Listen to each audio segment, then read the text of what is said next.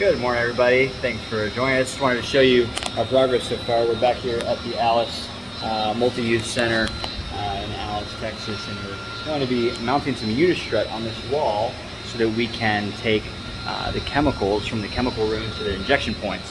And Mike and I surveyed this property yesterday.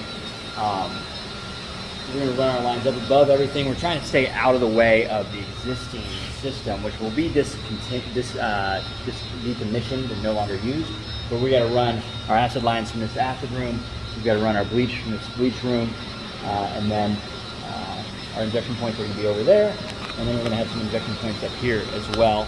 The flow cell and the pressure switches will be hooked up there as well. So this is the bleach room. I just wanted to show you. This is all swept up, but this is what CalHypo does to high-grade stainless steel. You can see the pipes up above me are all green. The copper pipes are all green. Out here, they're not nearly as green, maybe a little bit. You can see major damage done in here from this CalHypo.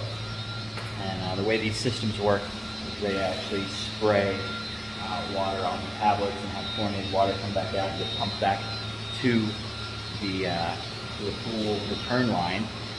So I get, having been a pool operator for 20 years, I understand there's a place for CalHypo in the pool industry, especially in smaller facilities that don't have storage space.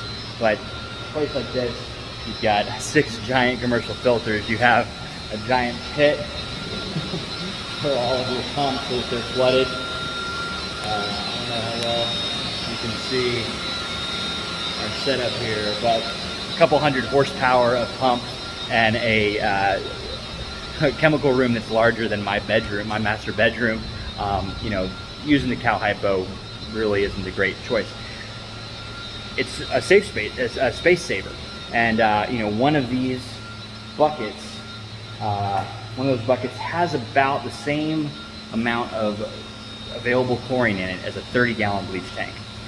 So it does take up less room, but it would take 10 of those buckets to make up for one of these 300-gallon bleach tanks. So when you're at a commercial property, it just makes sense to use bleach. Bleach also will give off vapor, but it does not destroy things nearly as much as CalHypo does. You'll notice this room has a great ventilation system in it, specifically because it's designed to store chemicals in it. This shower is stainless steel because it's supposed to stand up to the chemicals that are in it, but that CalHypo is just way too much for it. And we can come out over here, we can see I've swept up another pile of rust on the floor. This UV system is just corroding. This stainless steel is just corroding from the chemicals and those doors being left open. And obviously we're going to encourage them to start closing those doors. Let that ventilation system work. This door should be closed. Protect that heater. But just everything you can see on the ground, all the metal is rusting. So we're going to get this install started. We'll check back in later in the day once we got the unistrut up. But it's going to look great when it's done.